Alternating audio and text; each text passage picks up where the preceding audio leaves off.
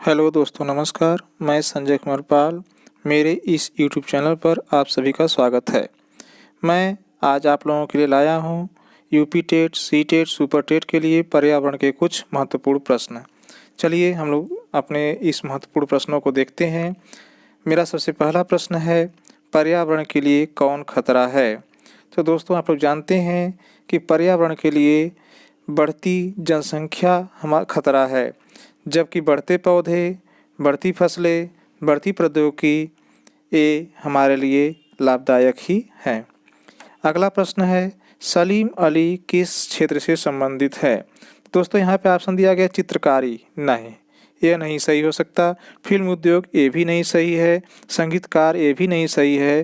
तो दोस्तों, सलीम अली ये सही है। पर्यावरण, ये पर्यावरण से संबंधित है। इनको भारत का वर्डमैन भी कहा जाता है। यही नहीं, इनको 1976 ईस्वी में पद्म विभूषण से सम्मानित किया गया था दोस्तों।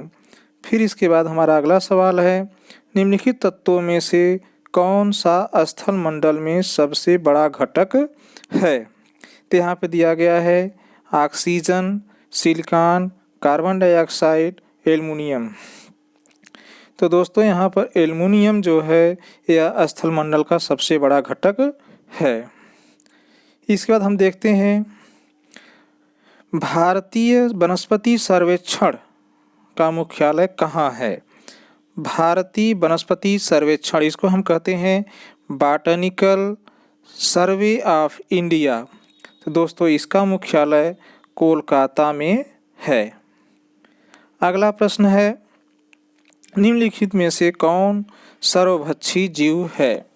तो दोस्तों, अगर सर्वभक्षी जीव की बात करें तो यहाँ पर देख रहे हैं चीता, शेर, चील, गाय दिया गया है। तो यहाँ पर चील जो है वो सर्वभक्षी जीव है। फिर इसके बाद हमारा अगला प्रश्न है, निम्न में से कौन सा परितंत्र का जैविक घटक है? तो दोस्तों, जहाँ तक आप जानते हैं, ताप अजैविक घटक है, खनिज अजैविक घटक है, वर्षा अजैविक घटक है। तो जैविक घटक कौन सा होगा? पौधे हमारे जैविक घटक में आते हैं। चलिए अगला हमारा प्रश्न है, जीवाश्म ईंधन के दहन से कौन सी गैस पैदा नहीं होती?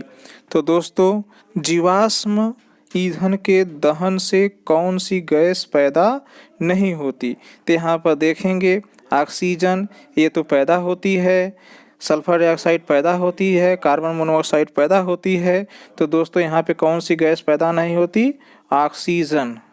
ऑक्सीजन जीवाश्म ईंधन के दहन से नहीं पैदा होती, बाकी सब यहाँ पर पैदा होते हैं।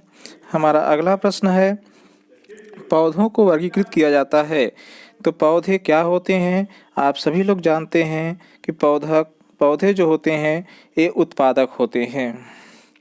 अगला प्रश्न है, कौन सा प्राणी मांसाहारी है? तो दोस्तों, यहाँ पर देख रहे हैं गाय शाकाहारी होती है, बकरी शाकाहारी होती है, हिरण शाकाहारी होता है, लेकिन मेढक मांसाहारी होता है। यहाँ पर कौन सा जीव शाकाहारी है? तो इसमें अगर आप देखेंगे तो जू मांसाहारी है, खटमल भी मांसाहारी है, सांप भी मांसाहारी है, लेकिन यहाँ पर देखेंगे तो ये टिड्डा जो है यह शाकाहारी है। कौन सा मानव निर्मित परितंत्र नहीं है? तो दोस्तों, यहाँ पर हम देख रहे हैं कि उद्यान, इसको मनुष्य लगाते हैं, इसलिए मानव निर्मित परितंत्र है। खेत मनुष्य बोते हैं, आदमी अपना बोता है, इसलिए खेत भी क्या है? ये भी मानव निर्मित परितंत्र है। एक्वेरियम मनुष्य अपने सुविधा के अनुसार इसी मछलियों को पालता है, इसलिए ये भी क्या है? मानव निर्मित परितंत्र है। लेकिन जो वन होते हैं, यह वन जो होते हैं यह मनुष्य इसको नहीं लगाता है, इसलिए वन मानव निर्मित परितंत्र नहीं है। अगला प्रश्न है, जैविक और अजैविक पदार्थों की क्रियात्मक इकाई है? तो दोस्तों, जैविक और अजैविक पदार्थों की जो क्रियात्मक इकाई है वह है, क्या हो सकता है? यह हो सकता है हमारा परितंत्र। क्या हो सकता है? पारितंत्र। अगला प्रश्न है, निम्न में से कौन सा परितंत्र का अजैव घटक नहीं है, यानी इसमें से कौन ऐसा है जो कि परितंत्र का अजैविक घटक नहीं है। तो दोस्तों आप देख रहे हैं वायु क्या है, अजैविक घटक है, ताप क्या है, अजैविक घटक है, वर्षा क्या है, अजैविक घटक है। लेकिन ये जो पौधे हैं ये पौधे हमारे जैविक घटक है, इसलिए इसका उत्तर क्या सही हो जाएगा, पौधे। अगला प्रश्न है जैव विविधता के विशिष्ट स्थल कौन से हैं। तो यहाँ पर अगर आप देखेंगे कि जैव विविधता, होटल तो हो नहीं सकता, बिल्कुल नहीं, कोयले की खानें बिल्कुल नहीं, पेट्रोलियम कुएं बिल्कुल नहीं। लेकिन अगर हम वन की बात करें तो वन में विभिन्न प्रकार के जीव जंतु पाए जाएंगे, जिससे वहाँ पर विभिन्न प्रकार के कई पारिस्थितिकी तंत्र बनेंगे, इसलिए यहाँ पर वन विशिष्ट स्थल है। अगला प्रश्न, पराबैंगनी किरणें किस प्रकार के कैंसर का कारण बनती हैं। तो दोस्तों आप लोग जानते हैं पराबैंगनी किरण अगर हमारे शरीर पर पड़ती है तो हमारे शरीर के त्वचा को नुकसान पहुंचाती है, त्वचा के कैंसर का कारण बनती है। अगला प्रश्न है चिकित्सीय कचरा किस रंग के कूड़े में डाला जाता है। तो दोस्तों यहाँ पर अगर देखा जाए तो अस्पतालों में चिकित्सीय कचड़ों को रखने के लिए विभिन्न प्रकार के डिब्बे रखे जाते हैं। इसमें लाल होता है, पीला होता है, नीला होता है, काला होता है और हरा होता है। तो इस प्रश्न में अगर ऐसा देखा जाए तो इस जो प्रश्न जो यहाँ पे दिया गया है इसमें सभी प्रकार के कूड़ेदान इसमें प्रयोग किए जाते हैं, लेकिन जो मुख्य रूप से जो प्रयोग किया जाता है वह है यहाँ पर लाल रंग का। इसमें लाल रंग वाले में ब्लड बैग, यूट्यूब के pipe, syringe, gloves, urine bag, IV set वगैरह डाले जाते हैं। और पीला का जो डिब्बा होता है इसमें मानव के अंग, प्लास्टर, गंदी पट्टियाँ, रक्त से रंजिश रुई, ये सभी चीज़ें भी डाली जाती है। तो चिकित्सीय कचरा के रूप में अगर यहाँ पर देखा जाए तो हमारा लाल ही सही होगा। अगला प्रश्न है हरे पेड़ पौधे कितने प्रतिशत ऊर्जा ग्रहण करते हैं। तो दोस्तों यहाँ पे जो कितने प्रतिशत ऊर्जा की बात है यह सौर ऊर्जा की बात है। तो हरे पेड़ पौधे सौर ऊर्जा से मात्र 1% की ऊर्जा लेते हैं, बाकी पौधे नहीं ले पाते हैं, इसलिए यहाँ पर 1% ही ऊर्जा पौधे ग्रहण करते हैं। अगला प्रश्न है ओजोन संरक्षण दिवस कब मनाया जाता है। ओजोन संरक्षण दिवस कब मनाया जाता है। दोस्तों आप सभी लोग जानते हैं कि यहाँ पर 16 सितंबर को ओजोन संरक्षण दिवस मनाया जाता है। अगला है पराबैंगनी किरणें ओजोन को विघटित कर देती है, तो किसमें विघटित करेगी। तो ओजोन बना किससे है, आप सभी लोग जानते हैं ओजोन किससे बना है, ऑक्सीजन से बना है। ओजोन का सूत्र होता है O3। तो यह अगर पराबैंगनी किरणें ओजोन को जो विघटित करेगी किसमें करेगी, तो ऑक्सीजन में ही कर देती है। आगे है पोषी स्तर में प्रथम पद सदा होता है। तो प्रथम पद पोषी स्तर ट्रॉफिक लेवल इसको कहते हैं अंग्रेजी में, ट्रॉफिक लेवल, अंग्रेजी में इसको क्या कहते हैं, ट्रॉफिक लेवल कहते हैं। प्रथम ट्रॉफिक लेवल यहाँ पर क्या होता है, पादप, प्रथम पोषी स्तर पादप होता है। अगला प्रश्न है कौन सी पोषी स्तर के बाद ऊर्जा लगभग समाप्त हो जाती है। तो कौन से पोषी स्तर के बाद ऊर्जा लगभग समाप्त हो जाती है। तो दोस्तों अगर हम ट्रॉफिक लेवल की बात करें पोषी स्तर की, तो प्रथम में पादप होता है, द्वितीय में शाकाहारी जंतु होते हैं और तृतीय में मांसाहारी जंतु होते हैं और चतुर्थ में सर्वोच्च उपभोक्ता जिसको कहते हैं। तो इसका मतलब चौथे में जो है लगभग ऊर्जा समाप्त हो जाती है। अगला प्रश्न है हमारा पृथ्वी दिवस कब मनाया जाता है। मार्च। तो दोस्तों 22 मार्च को मनाया जाता है जल दिवस। 22 अप्रैल को यही पृथ्वी दिवस मनाया जाता है। 16 सितंबर को जो है ओजोन संरक्षण दिवस और 14 सितंबर को विश्व हिंदी दिवस मनाया जाता है। तो आप लोगों को स्पष्ट हो जा गया होगा कि पृथ्वी दिवस कब मनाया जाता है, यह 22 अप्रैल को मनाया जाता है। अधिक हानिकारक रसायन किसमें संचित होती है। तो दोस्तों यहाँ पर अगर देखेंगे कि सबसे अधिक जो हानिकारक पदार्थ है वह मानव में संचित होती है। अगला है विश्व जल दिवस कब मनाया जाता है।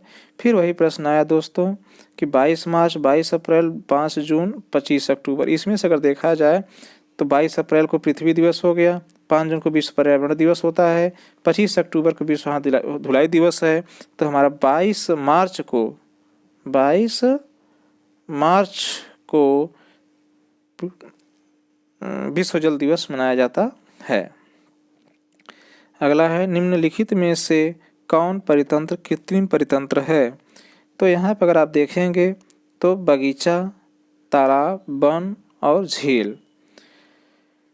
तो कृत्रिम की बात करेंगे। कृत्रिम का मतलब कि जो कि व्यक्ति लगाए, जो कि मानव के द्वारा बनाया गया हो। तो यहाँ पे क्या हो जाएगा, बगीचा। बगीचा जो पारितंत्र होगा वो कृत्रिम पारितंत्र होगा।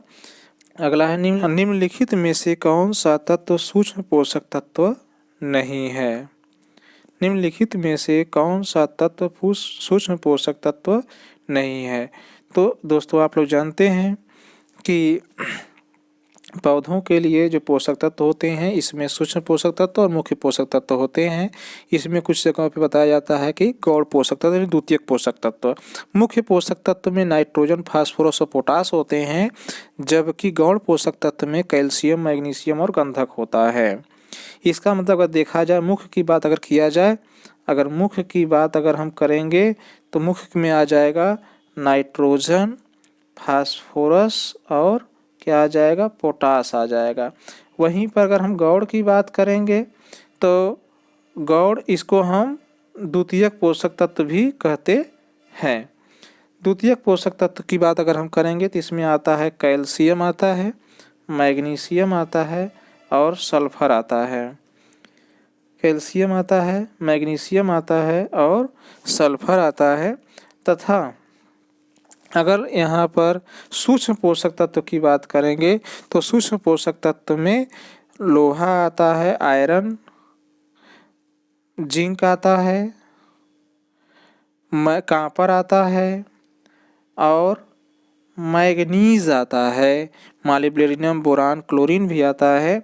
तो यहाँ पे पूछा गया है कि कौन सा तत्व सूक्ष्म पोषक तत्व नहीं है।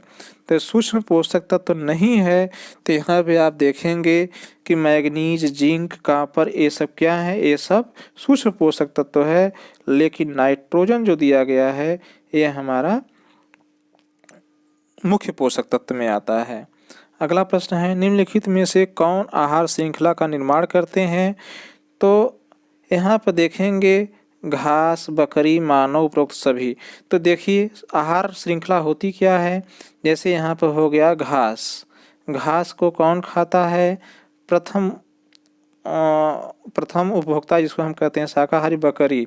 बकरी को कौन खाता है, बकरी को यहाँ पर मानव खाता है। यह एक श्रृंखला हो गई। तो इसमें तीनों का काम नहीं, उपरोक्त सभी। इसका आंसर क्या हो जाएगा, उपरोक्त सभी। अगला है जैव घटक और अजैव घटक किससे संबंधित हैं। तो दोस्तों यहाँ पर जो दिया गया है जैव घटक और अजैव घटक किससे संबंधित है।